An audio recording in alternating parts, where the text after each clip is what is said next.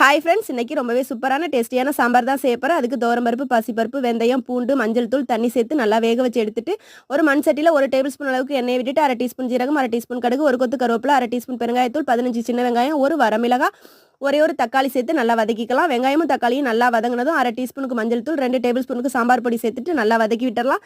சாம்பார் பொடி நல்லா வதங்கினதும் நம்ம கட் பண்ணி வச்சிருக்க காயெல்லாம் சேர்த்துக்கலாம். 1 முருங்கைக்காய், 1 கேரட், 1 உருளைக்கிழங்கு, 2 கத்திரிக்காய் சேர்த்துட்டு காயை நல்லா வதக்கி விட்டுறலாம். காய் நல்லா வதங்கினதும் இது கூட 1 கப் அளவுக்கு தண்ணியை சேர்த்துக்கலாம். தண்ணியை சேர்த்து கலந்து விட்டுட்டு மூடியை போட்டு ஒரு 10 நிமிஷம் நல்லா வேக விட்டுறலாம்.